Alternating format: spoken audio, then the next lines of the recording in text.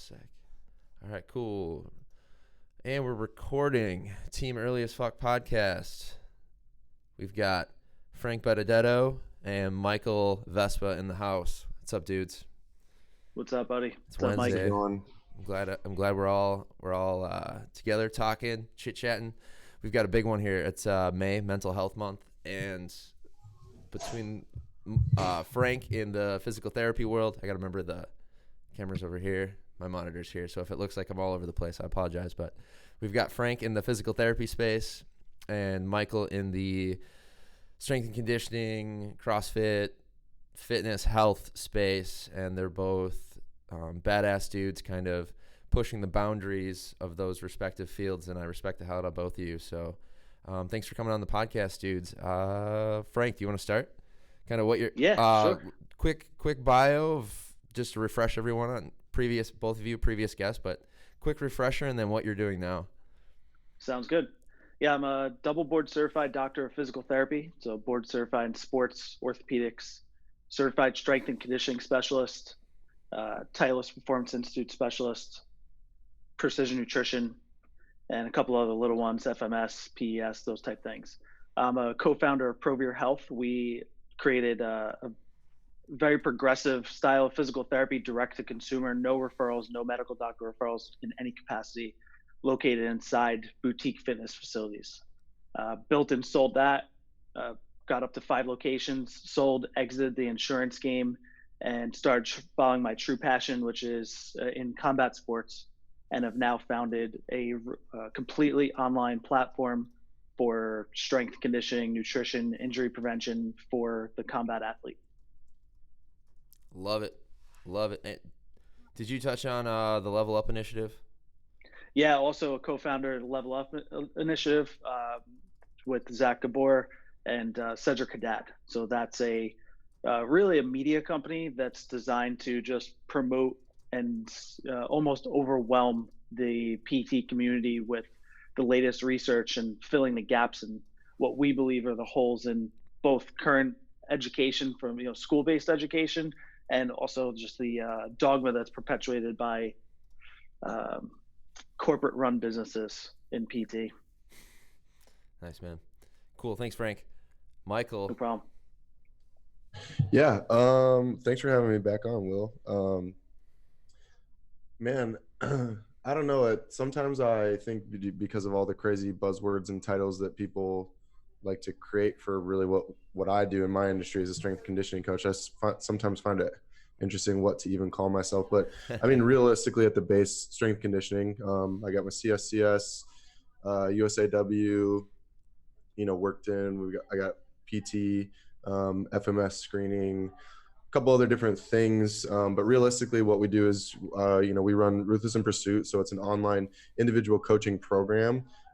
We don't try to sugarcoat it and make it fancy and say we do human optimization, whatever. Realistically, we just work with people, athletes, both in collegiate, professional setting, and then also people that are just searching for a meaning as to what their purpose in just living a healthy life is. So we've been running our company now for just under 5 years. I've been working in the industry for about 10 years. And our big initiative right now is that helping what our staff does is our staff works with our clients in their specific programs. And even though the massive part of what we do is the physical training, a huge component to what we do is the mental aspect and the emotional connection between helping clients understand their purpose in what they're doing and the reality of what that means long term. And then for me on my side, my development is developing coaches. We live in a market that is over inundated with information. It's over inundated with bullshit. There's every avenue for every question, and we are just kind of shifting through the progress of helping coaches understand, what long-term education means, but also what long-term engagement means in their industry, whether that be, through understanding that there's a psychosocial connection to fitness as much as there is a physical connection to fitness, and helping them learn the skills to help clients or athletes also navigate that process. There's a huge communication gap in our industry, both across the board in PT, communication from, medical, clinical to practical, personal.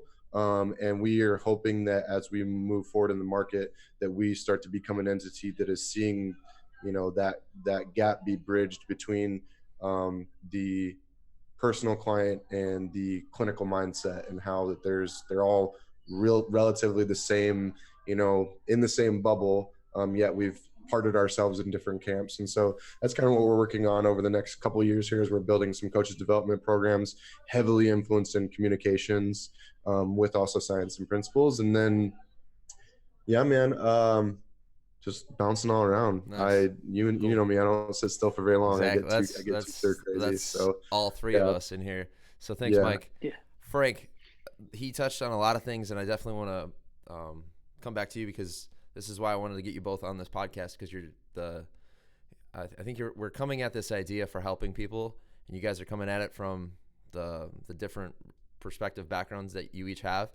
And I want to dive back into ProVeer with yourself. So you had this idea of direct to consumer, pay for service type physical therapy. What were and it's I love the model, because I think we can all admit the health insurance is something we need for when that catastrophe happens, but I think it's definitely being abused in its current model.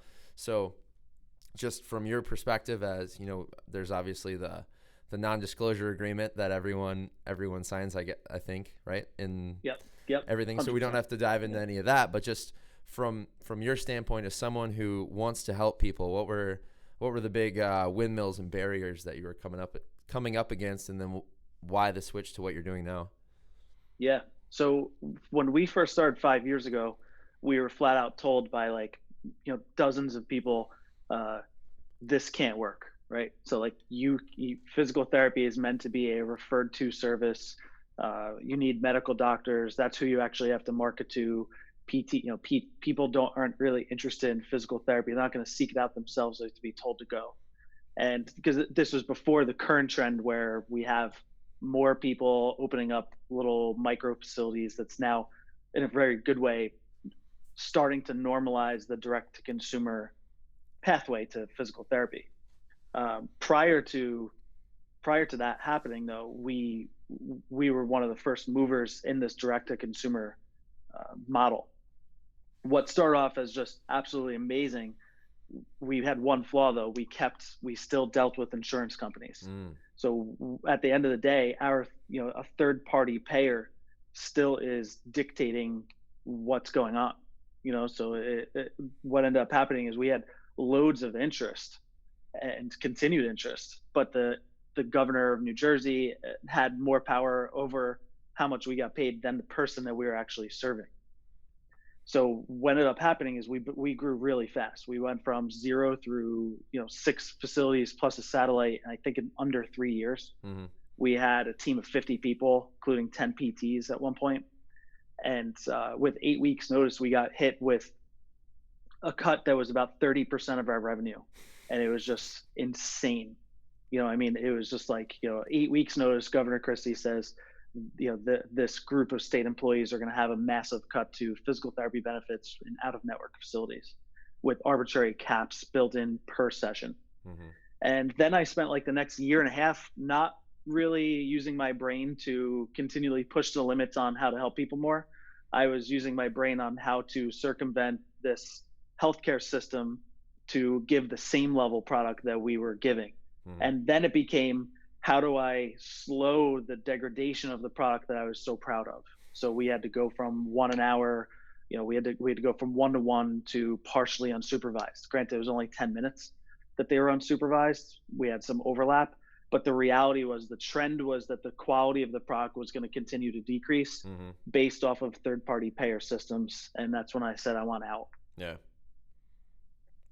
And then from going out, what was, and you and I talked about it with the acceleration of your idea with the pitch competition you did. How did that all come about, this aha moment? It's actually kind of funny. I was talking to my old business partner from ProVeer 2 days ago. I was like, I have to figure out when I created Counter-Strike because I actually can't remember. It was this past November though. So selling a business is sort of this amazing reset of life where I didn't have an identity, right? Mm, So I could literally create anything I wanted again. It's like graduating from grad school all over again. I was like, what do I want to do with my life? What do I want to do with my career? And what I found myself really enjoying, especially in those last years with Provir, where it was uh, difficult to just constantly battle insurance companies all the time, was working with my MMA fighters. So I had a small group of UFC fighters that I had worked with, and that's what I looked forward to on a clinical basis, basically on a weekly level. And I said, how could I turn that into an actual career? I started to realize then that the amateurs who are aspiring to be these UFC fighters had no resources, like none. They often overtrained to an unbelievable level, and they really just needed education more than anything else. But they needed education pretty widely spread between the injury prevention, overtraining monitoring, the nutrition side of things, and complete lack of strength and conditioning because most of them thought it would slow them down or make them too big. mm-hmm. So once I started to realize that there was, a real need in the amateur market, that's when I started to move in that direction. I like it, man. Cool. That's I'm sure Michael's seeing some of the ties between your story, Frank, and his own, because last time Mike and I talked, you were still CrossFit. You were still doing the CrossFit coach thing and Ruthless in Pursuit, and I think a lot of the similarities being with kind of your feelings, your passions for coaching, on pushing the importance of the one-on-one, maintaining the quality, bringing more of the science-based, the evidence-based practices, especially to the world of CrossFit competitors, is kind of what I've seen from what you've been posting, Mike. So you want to kind of touch on your story and your transition from coaching, head coach at a CrossFit gym full-time, to now taking on the Ruthless in Pursuit full-time? Yeah, absolutely. I mean, first off, I'll start by saying, I completely agree with what Dr. Frank is saying. Is that I think as a whole, whether you're looking at the movement performance side, you're looking at the movement health side, or you're looking at just strictly the performance side of anything. I mean, our industry of, I don't even want to say our industry, because I really feel like we're in the same industry, but in the industry of strength conditioning, I mean, it's been a consorts of hold on, Mike. Frank, did we lose you?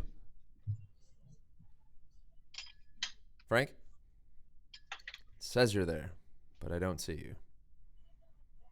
Oh, okay, there. Sorry about that. There guys. you go. All right. Sorry. Continue, Mike. So I'll start over. So, I agree with what Dr. Frank is saying as far as the model of there's just a lack of direction in the quality in which is provided, whether that's on the education level to the client and also to the practitioner, but also to within the camp of strength conditioning, whether you look at personal training, you look at, CrossFit. I'm coming to a point where I don't even like that term anymore, to strength and conditioning in the collegiate setting, to the private sector. Like, we're seeing that as the market is growing, on a social media level, because there's so much more exposure to things, but there's also so many more eyes on things, is that people are realizing that they have the ability to make smarter decisions on their own about what practice they choose, what path they go down, and everything. And so what I started to see several years ago, the more I started to travel, as at the time, as I was still coaching in a gym, but then growing our business, and I started to travel to visit clients or to, do clinics at other gyms and things like that, is that almost universally there was this huge gap in the ability to either develop education or to provide education to not only clients, but to the front line of the staff who is leading the class or leading the client or leading the program. And when speaking to these coaches, it's almost as if like they knew what they needed, but they didn't know how to get to where they needed, either because they were limited by the, can I swear on this podcast? Fuck yes. They were limited by the shit salaries they were making because the business wasn't in a profitable model. So they weren't able to either go and get their own external education, or the gym owners or facility owners or program leaders weren't in a position where they could provide more education, either because they just didn't know themselves or they didn't have the means. And so for me, the reason our company sparked in the beginning is because I had former collegiate athletes in track and field and some other things that were coming to us broken, from a very, we could say like you said, Dr. Frank, dogmatic approach in training that they had experienced before, and having to take them and look at them from an assessment standpoint and say, okay, well, here's the reality is that it's not that that program was wrong for you per se, but you're an individual and we have to look at it that way. And then as I grew in the industry, realizing that, well, part of the reason that people, clients and athletes and other people were becoming this way is because the education at the coaches level was just so heavily lacking, that the coaches weren't being set up for success, and therefore the clients and athletes weren't being set up for success long term. And that's when I was like, okay, I realized that I have to go and educate myself as deep as I can continually, so I can then trickle that down. And that's what we do with our team. We have a team of 5 coaches that work for me. I shouldn't say me, work for us. And we're constantly, education is the forefront of that. And education, even in a sense where sometimes we're almost taking a stoic philosophy approach, where we're looking at our own programs we're designing and then trying to give as much negative feedback to each other as we can, so that we can always be assessing the holes. And then we realized, okay, there's also a huge emotional, mental, and communication side of this as well. Hey, let's develop that. And now as we move forward, we're realizing that, that just, again, it's like it keeps hitting home that the education and the opportunity of education and information has to be the forefront in my mind, even before marketing, before lead generation, before revenue, before walking people in the door. We have to ensure that the education that we're putting out there to our staff members is only going to leak down to be able to educate the client, like Dr. Frank was saying with UFC fighters, helping you understand, hey, what you're doing is not wrong, but there's a smarter way in smarter doses to do this. Let us teach you how that is, so that if you walk out of our gym, walk out of our program, walk out of our clinic, and maybe never come back, at least you're walking out there far more educated to sustain yourself, your life, your performance. And that's kind of where we're at now. Like, I'm down in Houston this week. We're doing a movement clinic at a CrossFit gym tonight. And I think the people are going to be surprised that the first 15 to 20 minutes of our talk, we don't even do anything. We talk about helping them understand the purpose of movement as medicine before the purpose of movement to PR my snatch. Because if we don't understand the purpose of something first, then the application of it only goes so far. And so that's just kind of where we're at now with everything what we're doing. So nice, man. Love it. Bouncing back to Frank, because I know, Frank, the last time you and I talked, you were definitely all about the educational piece, continuing education for yourself, for your staff. Like, that was the driving force for what set ProVeer apart. And like you said, being able to help people, and then all of a sudden you're handcuffed and you're constricted by the system that says, yeah, you might have this plan for how to best help this person, but this is what you're going to get paid for, so it has to fit within these parameters. So I guess, what did that transition look like for you, as from a leader, someone who values education and kind of I'd say the science and the creativity of helping people? So right. If you can dive into all that. Sure. Yeah, I mean, one thing we held firm on was, even when our profits started to get cut into, I let the profits get cut down. I didn't take away any education. So every PT that worked for us still got the same exact platform that I had described to you last time, which is like borderline excessive for a small business like us. So we took, my business partner and I took it out of our pay essentially to continue that culture. And what we went on like a 1.5 year journey trying to do is seeing if we could pivot the existing model into a new monetization. And the reality at the end of that year of different experiments, both, some thought experiments, some actual live experiments, was that it was exponentially harder to pivot that model than it was to actually create a brand new model with a new monetization from the start. Mm-hmm. So essentially, we said, "Fuck the system.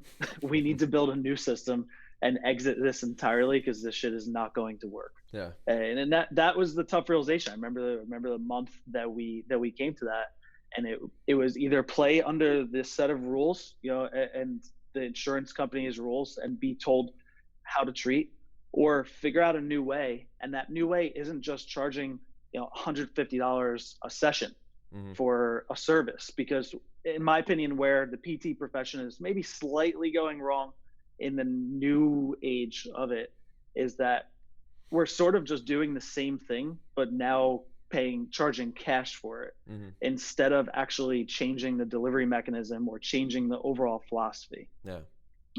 And I see a lot of consultants online that are focusing more on how to end up getting PTs paid cash, which is crucial. We are so not exposed to that in PT school that I value that significantly. But there's a tipping point where certain individuals and brands are literally just flat out bragging "Hey, I made 300K this year," and I'm like, "Did you fucking help anybody, or did you just figure out a sales process?" Because yeah, we all do need to learn sales, but you need to learn sales to sell something that actually genuinely changes people's lives. Mm-hmm. And that's the mission that I'm on. I want to reinvent the delivery mechanism of what physical therapy is. I want to change the monetization structure, so moving more towards a monthly membership, monthly subscription, and I'm going to personally try to push demonetizing that as much as humanly possible. That was the end result of the whole insurance fiasco. Mm-hmm. Nice. I also wanted to ask, for the way you treat people, the way you coach your staff on treating people, I definitely know from what you told me, it's more of treating the person, educating the patient about maybe why the injury happened, what we can do to prevent it, what we're going to do or prevent it from reoccurring or getting worse, and how we're going to improve it. With the insurance system, was it then more of just treat the shoulder, not so much all of the other things you were doing? It's hey, here's the injury, treat the injury.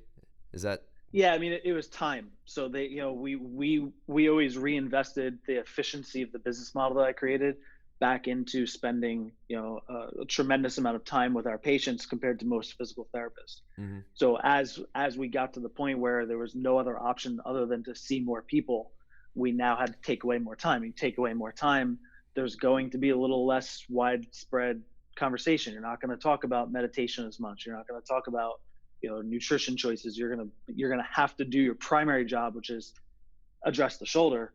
But and I know from my personal belief structure that is not the product that I care about offering. Mm-hmm. So I care about actually helping the whole individual, and that became impossible in my opinion. Yeah, it's a bummer. And then going into lost my train of thought. I'm going to remember. So going into what you do now with touching on sales, especially with the PT students, because I know I've caught flack for that as well, just in the athletic training world, because right. The recent talk I gave, they're pushing for more and more insurance coverage, so ATs can be covered by insurance because they want more ATs in clinical settings, hospitals, so then those larger corporations can charge more for the athletic trainer service. And then I go in and I'm like, hey, that can happen, but I'm telling you if you want freedom from that model, because the burnout, the presentation I gave was on individual wellness, burnout, actually figuring out what you enjoy doing and going and pursuing that in the world of sports medicine.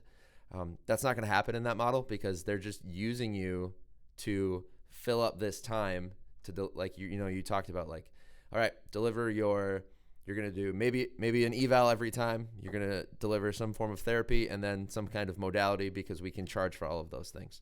That's it. We don't want you to talk about nutrition. What are they sleeping like? What's their life like?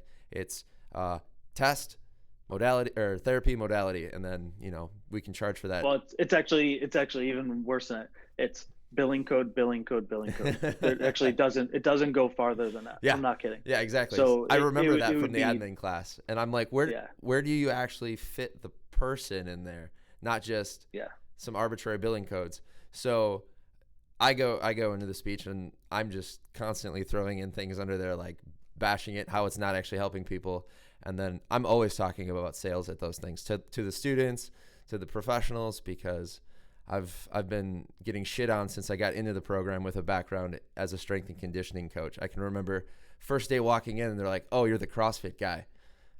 Shit. Well, that's not a good way to start, because they're that's not who I identify as, but they're right away labeling me because they're threatened by what it is I do for a living, because right. I'm going in there and I'm like, I'm stealing all of this athletic training knowledge, like everything you have from the clinical side of things, because I know it can be delivered to people in the outside setting, and I'm going to do it by myself or with the help of like the company I work for locally is awesome, because they believe like what I'm doing is possible, and it's a way for them to set themselves apart. Like, here's this athletic trainer, you have all this knowledge, strength and conditioning knowledge. I love the psychology component of it. Let's put it all together into a product and sell it to people. And unfortunately, selling has a very dirty kind of vibe in the medicine world, because God forbid you have to talk about the benefits and how you can help someone, so that someone has to invest in it. Because if you're investing all this time, this passion, everyone's so passionate in the medical community, it's like, well, then there's nothing wrong with asking someone to invest in that passion so you can get paid, so you can, have a life, so you can continue to do the things you're passionate about. So yeah, that was my soapbox rant. I know. Yeah, no, I'm with you, man, because I'm grateful that I was a personal trainer first. So I was a personal trainer. I was like, I don't know, 18, 19. I knew nothing at a local gym, but it was probably one of a few very life-changing events I didn't even know was going to be life-changing at the time, because I had to sell a 30 pack. I sold 10, 15 and 30 packs, I think, when I was 18, 19 years old. So then when I graduated from PT school, granted, there wasn't really much selling to do in the early days. This is 11 years ago. Everything was just covered. But the selling was like, hey, come back because I could help you. That was like the first level of sales. Then as insurance started to fold, we needed to create cash options, and literally PTs would not be able to even do it. And that helped me tremendously. Mm-hmm. And that now we're at this point where we all need to learn how to sell, but sell with integrity, and sell with purpose, and sell because you're spreading a mission, mission-based businesses. Exactly.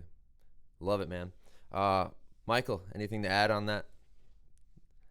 I mean, yeah, I think the first thing that I really liked what you said, Dr. Frank, is that, you talked about how I like that you didn't say that the way that you were doing things was the right way, but that it was your way, and I think that's where we, we get to this place where PTs, coaches, they get to this place where either I stick with the model and corporation that I'm doing, maybe knowing that there's the risk of that burnout, there's the risk of that underutilization of what I'm really capable of, which is probably going to lead to you being underpaid because you're in a situation. And Brett Bartholomew talks about this all the time, is that we're whether you're learning sales because you were a PT, because I agree that, doing personal training early on, that did help me understand the importance of sales and what that meant to me and my happiness and longevity in my career, but what I learned along the way is the actual, like you said, the intention, the purpose, and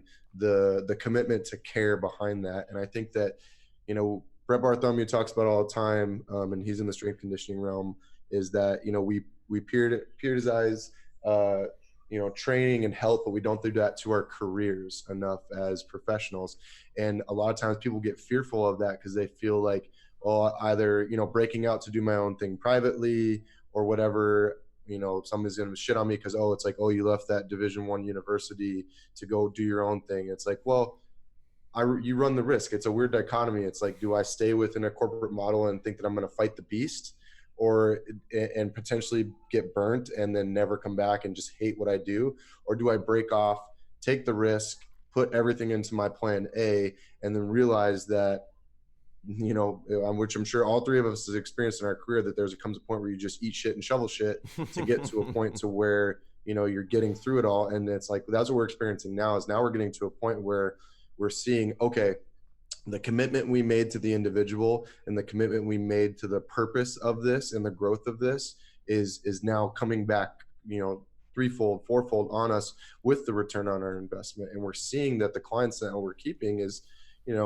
we don't have a huge revolving door of clients. We have clients now that, like, I look at our roster, and there's some people I can look at our roster that's been a client for almost 5 years. And it's, yes, the evolution of our hands-on with that client has definitely, it's like the parent model. We've been able to step back as the client grows, but the only way that's ever happened is through exactly what you're saying, Dr. Frank, what you're saying, Bill, with all this stuff, is that it's a model of care, which I don't think we put enough seriousness sometimes in the industry into what that word even means. But then also too, it's a mode of transportation of education. No, we're not teaching. I'm not teaching people, hey, this is what the Krebs cycle actually means for aerobic development, and why elevated liver enzymes is what's holding you back from performance and weight loss. Like, people don't care. They just want to know, well, how will X, Y, and Z get me there? But we don't just say, well, go do this and this will happen. We say, hey, based off of what we assess of you and where we think you are as an individual, here's the steps and progression we're going to take. We don't know if it's not a magic pill to 100% get you there, but if we go through this in a way that you're educated, what does that give the client? That gets them bought in. What does that return you as a provider? It provides you with fulfillment, because now you're working with a client who, if you say show up at 4 a.m. Barefoot with, in just shorts, they don't even question it. They're like, you know what? Every piece of education has got me to here with my provider, whether that's a coach, a PT, anybody. And now you have a client that is now going out there, and we talk about social media, we talk about sales. Now I have clients that go out there and go, I've been doing this for 3 years, and I can't even imagine looking back and making a different decision because of the education as an individual I've learned along the way. And I think that we do that for our clients. Why aren't we doing that for our peers or our staff or our employees on the big corporation side? Like you're saying, well, I remember we talked about, the flack that you received from speaking and all those time things. People decide to criticize out of your whole great speech that you gave. It's like, that's what's wrong with the industry, is that we are getting mad and we are getting jealous of the people like that are deciding to step out and say enough is enough. Let's do this the right way. And so that's kind of where we're at, is we're getting to a point where about 2 years ago, I was extremely fearful because of the criticism I was getting from my peers in my field and stuff. Oh, that's never going to work. You're never going to be able to do that. No one's ever going to listen because you're, carrying that way or putting that much work in. You're only going to burn yourself out more. But it's like, the reality is I haven't. All I've experienced along the way is greater fulfillment, because now the people that I get to work with on a daily basis are just as bought in, as are my staff, just as bought into what we're doing because of the purpose and intent and care that we're putting behind it. So I 100% agree with what both of you guys are saying, is that, yes, it's scary. It's been a very scary decision to break out and be 100% on our own, but I can't imagine doing it any other way. Nice, man. And props. Congrats again. You broke up a little bit when you were talking about the conversation you and I had earlier, but I'll fill Frank in. So during got the surveys back from the presentation I gave, and always, all of us always looking to get better, improve, and a lot of great feedback. I got multiple emails from students, from professionals, all wanting to learn more, going over the exercise I gave the group on kind of identifying areas of growth for personal wellness, barriers and opportunities. But there were three reviews on the survey. People angry because I swore, and I pretty like 90% sure when I started the presentation I said I was going to swear, so they shouldn't have been shocked. The people that my old professors that brought me in knew I was going to swear. Like, there's no way around it. And then the second one is I wore D1 gear, which is where I work. Well, we sponsored the damn event, so I was repping. We were like one of the gold sponsors for the event, so I decided to wear some D1 gear, and I got flack for that as being a joker and unprofessional. And I laugh because I'm like, that's what you got from that. We are a group of peers in a room talking about the fact that our profession has a 60% burnout rate. 35% of us are obese. That's not even including the overweight people. That is 35% of healthcare providers are obese. And our burnout rate is at 60%. And of like the 60 people that burn out, the majority of them cite personal like burnout and just dissatisfaction with their jobs, stress as the reason they're coming out. I'm talking about this. I'm identifying it and giving us ways that we can potentially work through it or kind of find your why. And that's the shit they worry about. Like it just blew my mind. And I'm like, really? And not only that, 3 days later, I'm going to forget, the individual was on the board. They committed suicide. Like there is a professional, wow. There is a human being, family, all this shit going on.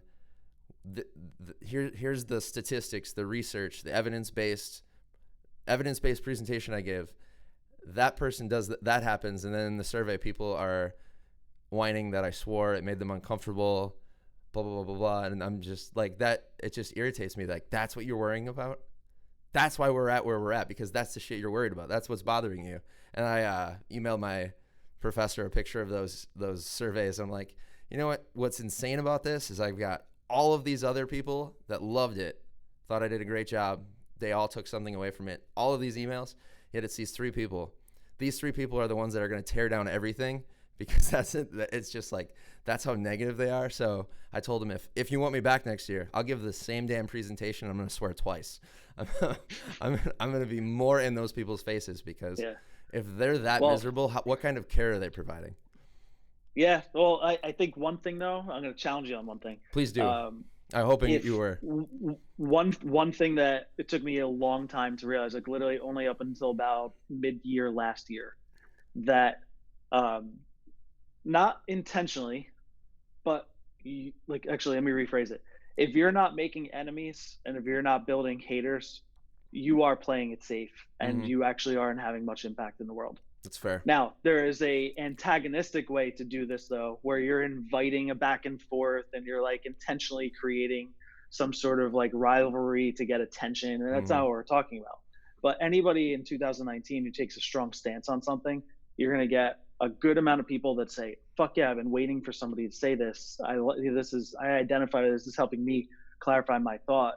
And then you're going to get a good amount of people that are like, I don't want change, or they're actually not even caring about the core message. They're going to hone in on some stupid variable that doesn't matter. You know, swap swearing out, swap the t-shirt out. There's going to be next speech. There's going to be another 3 or 4. Yeah. And the people who make the greatest change in the world are able to literally completely ignore the haters as they grow, and they're only going to get more. So if you like team early as fuck, somebody, if it gets big, when it gets big, I should say, somebody's gonna be like, oh, that's an offensive name. We really shouldn't. Who gives a fuck? Like that's what this is. That's who we are. That's who we stand for. And that's what personally I had to do, because Provier was a very safe brand.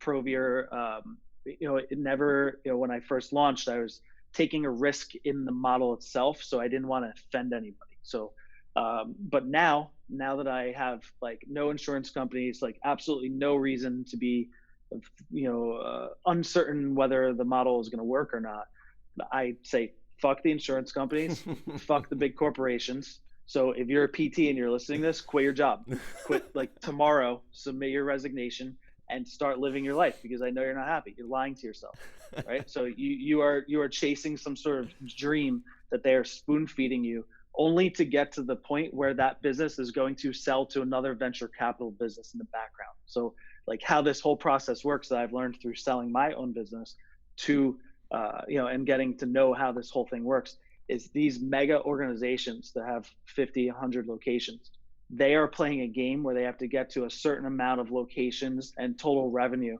to then be able to sell to a new funding partner.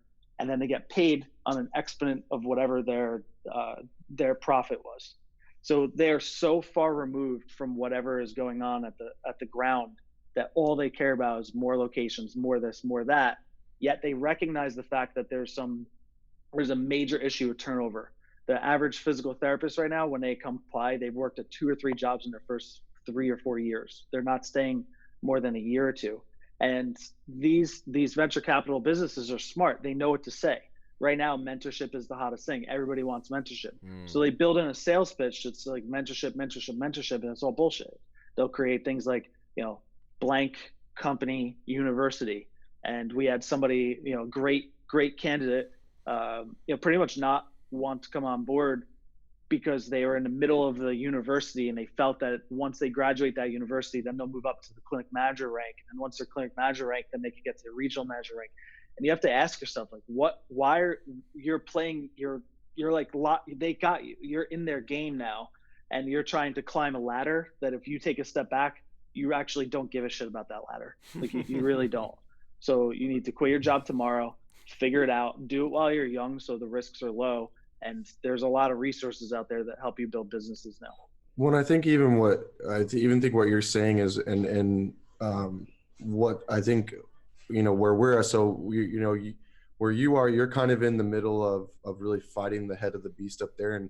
And I think that what's so impactful about that is that you're going to be you are in a position to where you are butting heads with the big idea, and that's what's important. And I think where we're at is where we're at and supporting that level on our side of the industry is talking also too with the individual. And I'm going to use this just because I just finished reading this book, Going Right by Logan Gelbrick, and in the book he talks about these 5 stages, and I think 3 of these stages apply really well to what you're saying to help people understand, I hear what you're saying and I agree with you, but how do I make more of a change as an individual? On the first stage, not the first stage, but stage 3 out of 5, or stage 3 out of 5, he calls the empirical mind. So the empirical mind is when somebody goes and learns something. So let's say I go to my functional movement screening and I go to my functional movement screen and I think that this is the end all be all. This is the dogma that is going to,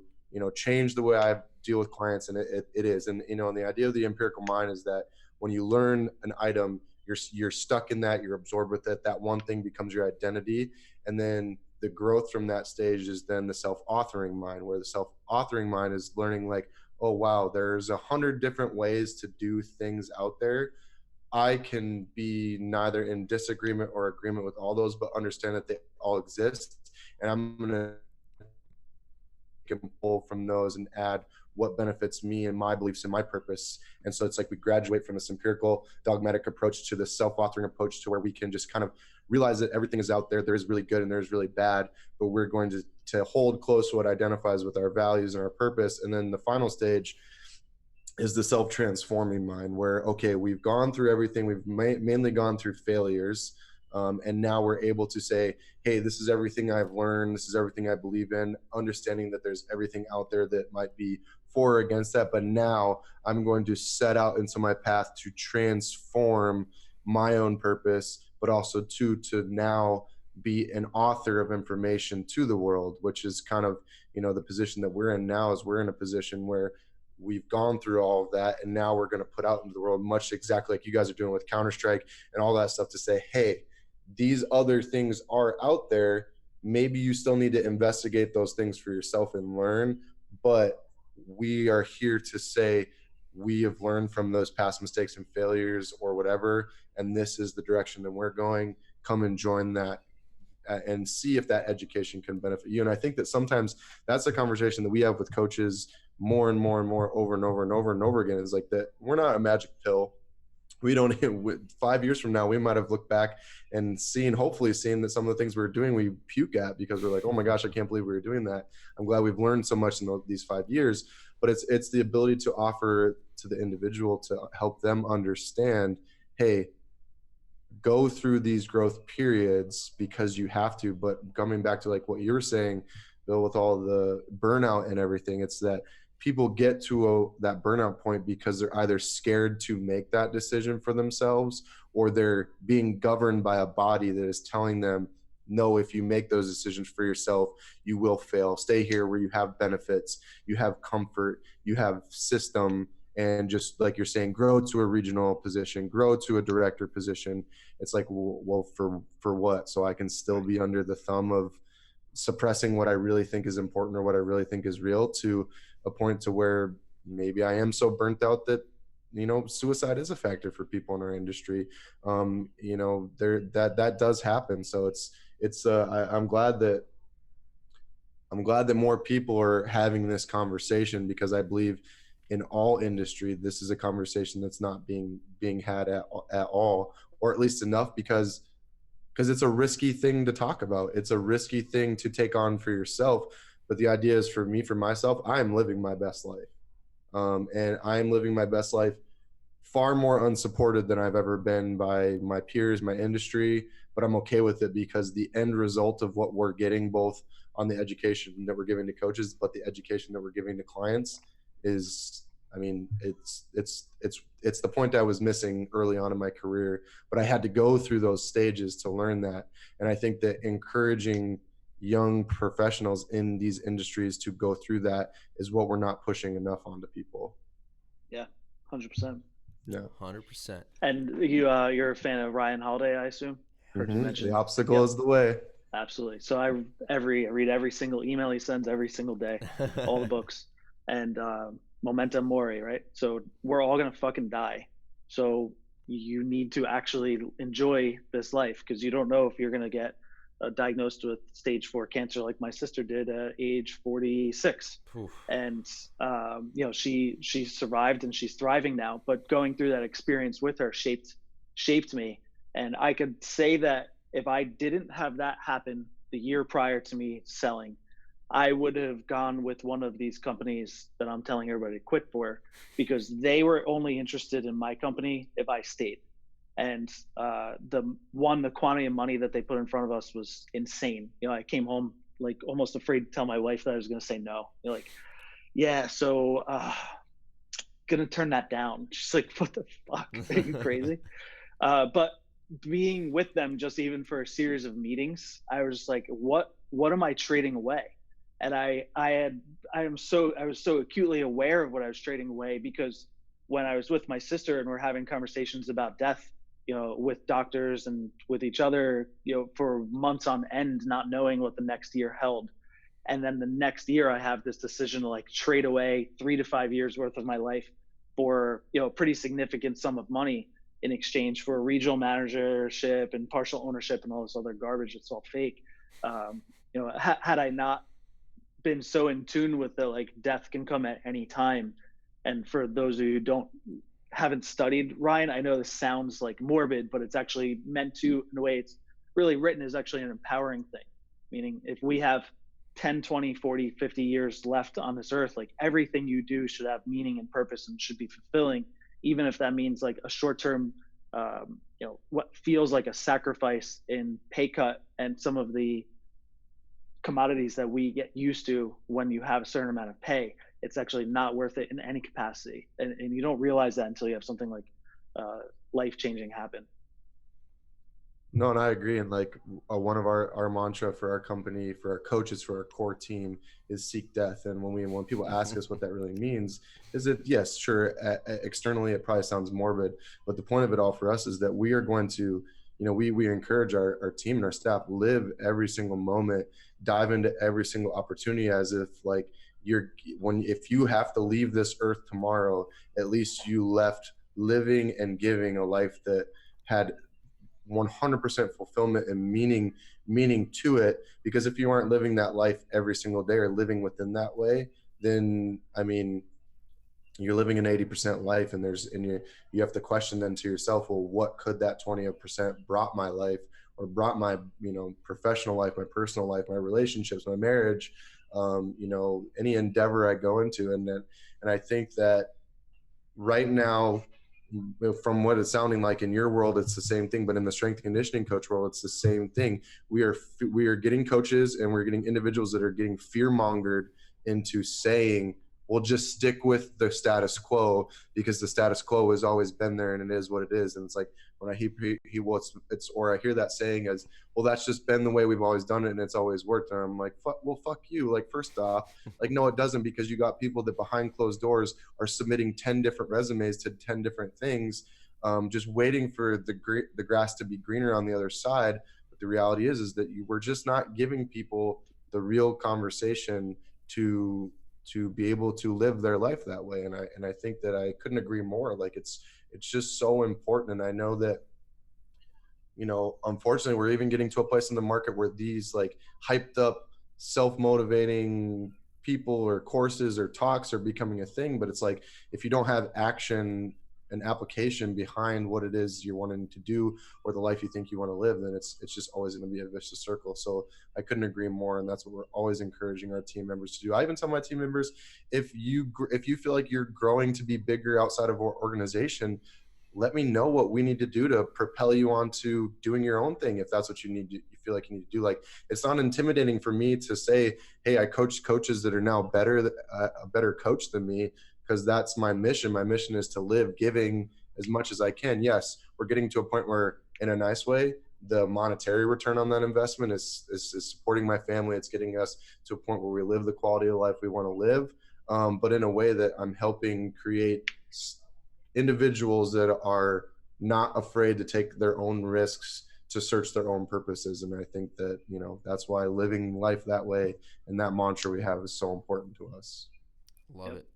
I know Mike's got to run at 9:40, so the last thing I wanted to touch on, and both of you kind of talked about it when we were talking together, development. So I know, Frank, you've got the Level Up initiative, which you said is a lot about media production, but as where you are now for both of you, and I'm sure you get people to ask you like, what should I be reading? What should I be learning? How do I get to where you're at? And then when I get those questions, I'm obviously like, well, you'll never get to where I'm at, because you should be pursuing your own, your own passions, your own things that interest you. Maybe along the way you'll read the same books I read, you'll take the same courses I read, but more than likely, if you're going to be damn good at what you're doing, you're going to take something different away from it. You have different life experiences, you have different ways to apply it. But what are some broad kind of concepts or ideas or suggestions do you give to people when they first start out as maybe you're getting a shadowing PT student, Frank, under Counter-Strike, or Michael, you're getting a coach that wants to shadow or kind of see what it is the coaches do for Ruthless in Pursuit. But Frank, we'll start with you. What is that? Sure. What do you kind of help that person through? Well, I'll give you a more relevant example that happens like maybe once a month or so. Somebody will reach out to me through social media and say, like, how do you balance all these different things? So balance. Counter-Strike. I always love that question. What's that? I said the balance question. I love that question. The balance question. And I started getting so many answers from it that I questions about that I was like, there's probably a need to actually share this kind of information with people. And I started like an off-label. I don't advertise it. I don't do anything to actually seek or retain clients at all. But I created, a pseudo business / personal performance coaching product. Nice. That's actually named the Honey Badger Project. So you guys remember the video from like 7 years ago?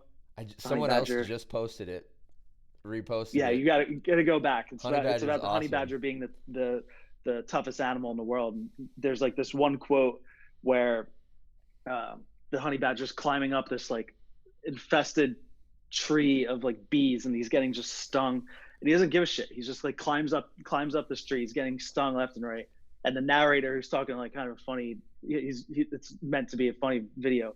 He was like, the honey badger always gets what he wants when he's hungry.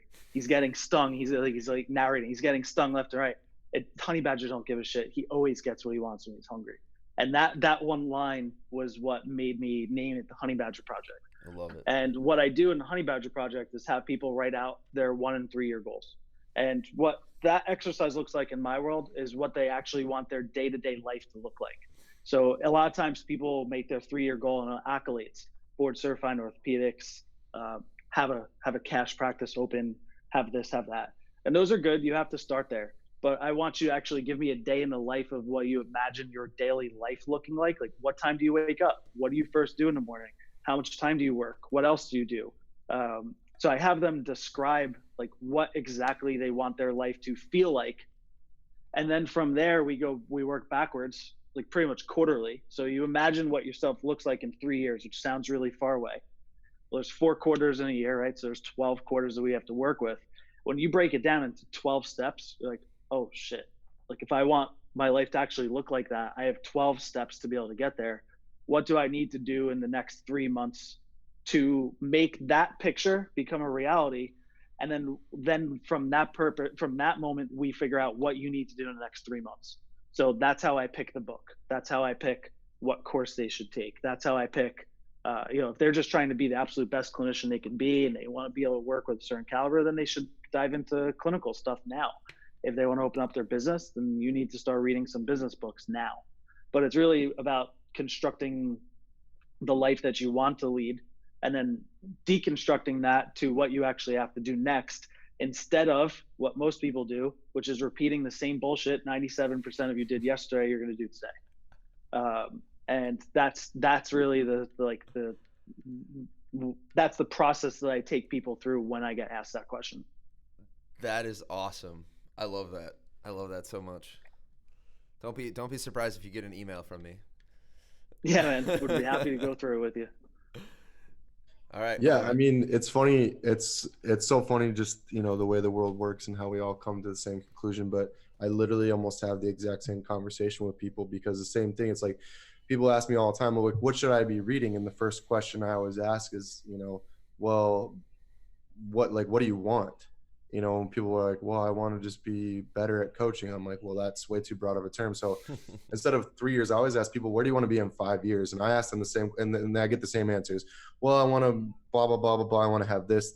And I'm like, well, no, I mean, and it's because I ask myself this question all the time. It's like, what do you want your life to feel and be like? Like for me, like I explain this to people, okay, it's, I want my wife and I to be able to, take this time away from each other. I want to be able to come home at this time and give my family the life that they want to live. And I also want to be able to just support myself in a way that, like you're saying, the day in the life of wake up at this time, wake up maybe even to this scenery at this time, like whatever that may be. And then same thing, I have them kind of step backwards. Okay, well, what would it take? Am I breaking up here? Nope, you're good, man. No. Yeah, okay, sorry, my computer just said my internet was bad. But yeah, but then from there, it's the same idea. It's like, okay, well, what steps do you have to take? And like the same thing as then we get down from 5 years, we get down into 90 days. Okay, well, like you're saying, well, maybe you need to read Unshakable by Tony Robbins because you don't know how to save money or invest money, or maybe you need to read the polyvagal theory because you want to change things at a clinical level or whatever it may be. So it's our conversation is no different. It's probably not, we don't have it smoothed out the same way, but I think that, again, so many people in the industry get so caught up in thinking that the clinical practice of everything is always the success of everything. And the reality is that might be your story or what you need, but you don't know until you get there. So The Obstacle is the Way is a book that I always give people, regardless of what they think that they need, because most people are in their own way until they understand that they're in their own way. They can't get out of their own way. But at least from there, it's the same idea. It's the similar conversation of who do you want to be? What is the life that you want to live? Then plug in the pieces, the steps, the processes on a day-to-day, a weekly, a monthly, and a quarterly. And if you can break it down that way, it's just like being afraid of something. When you ask someone why they're afraid of something, you can usually always reverse engineer that to come back down to a singular moment that created that fear for them. Well, we can do the same thing with success. We can reverse engineer success to bring it to a single moment, to a single decision that we make daily, sometimes even hourly, if that's how some people need it, because they need to learn that structure to then build up to long-term success. And I think the other thing too is having coaches understand in our industry is that long-term success doesn't mean a 12-week program. Long-term success means that it's continual growth for the rest of your life. And if you don't organize it as such, you're always going to be looking for the next best thing because you're frustrated that the current thing that you just didn't get you to where you thought you needed to be. And that's the reality of that's how simple that conversation is. And sometimes I'll get people that are blown away from that. And sometimes I'll get people, well, that wasn't as specific of an answer as I wanted. And it's like, well, I mean, until you do it, you don't know. You only know what you know in that moment, and you're only doing the best you can with the things that you have at that moment as well. So Nice. Yeah. Thanks, Mike. The other thing too is that Yep, it's just Frank, I'm it waiting to comes down finish. to Yeah, what's go up. ahead.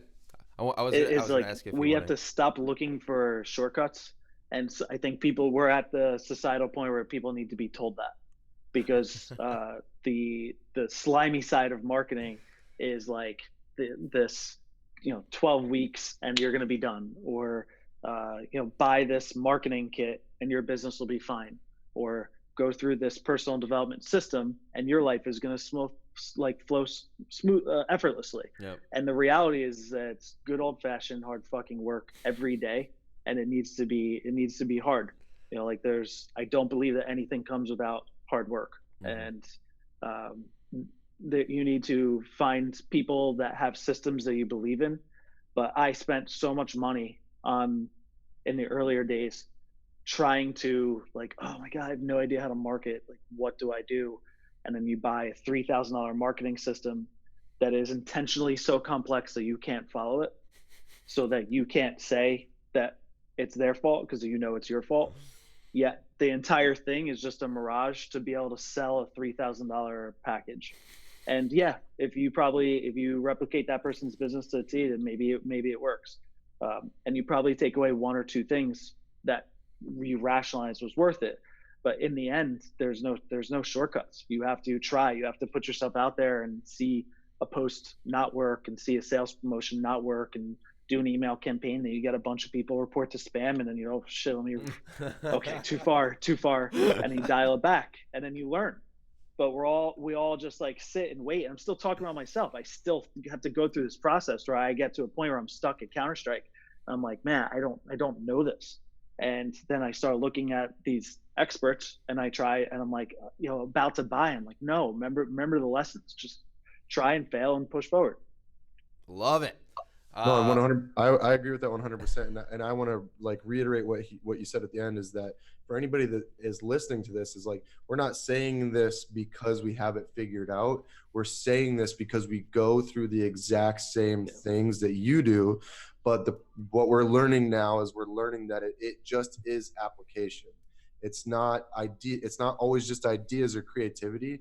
It's just, I mean, and I know this probably sounds like so cliche, but I have failed far more things than I have ever been successful at anything. And so it's just taking action. I think so many people get caught in that analysis paralysis. It's like, if you think maybe something might work for you, go try it. Because at the worst case scenario, you can identify what didn't work in it, and then you can manipulate, reorient that, and then and try it again in a different way, a different system. I mean, it's not to say that I'm in the same boat. Like, I'm always looking at what people in marketing and sales and other successful people are doing.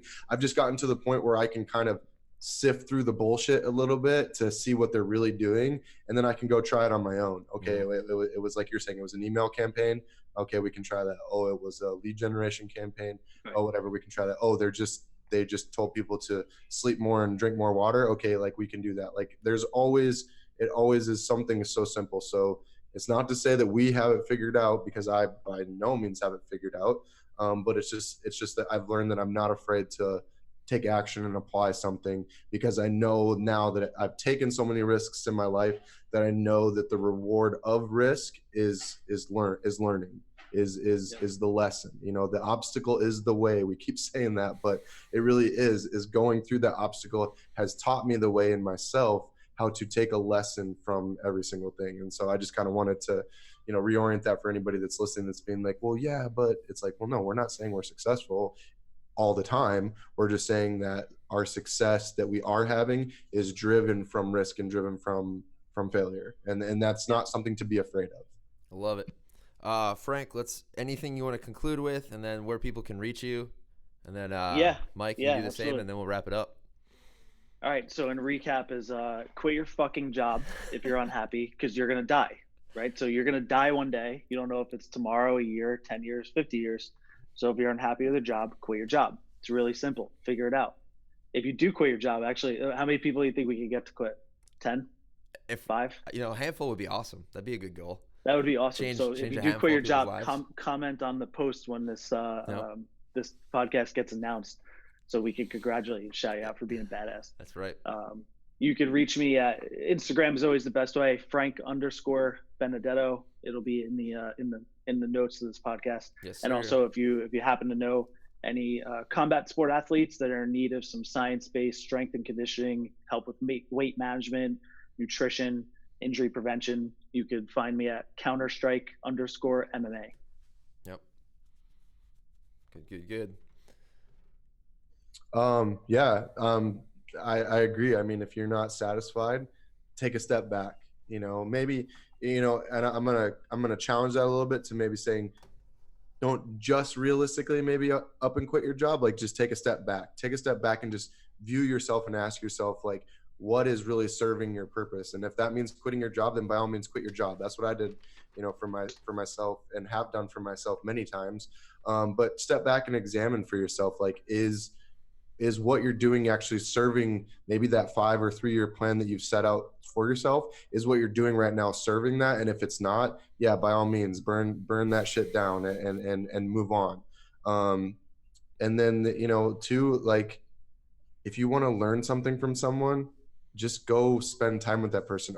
I would guarantee that 95% of these professionals out there that you follow or that you like, if you just shoot them an email or somehow get in contact with them and ask them, can I just come watch you for a couple of days or watch you for a session?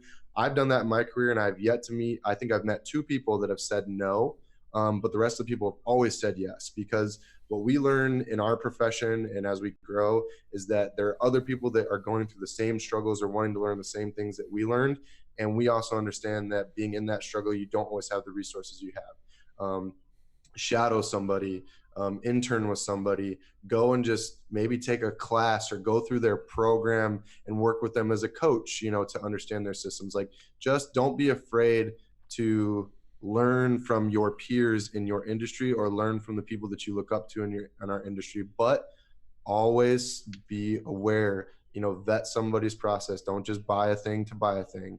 But no, I agree with all that. But as far as people can find us at Ruthless in Pursuit on Instagram, our website, we're just going through revamping our website. So we literally run everything through our Instagram. You can go on there, you can schedule a call with us if you have questions about what we do or how we fit into your life.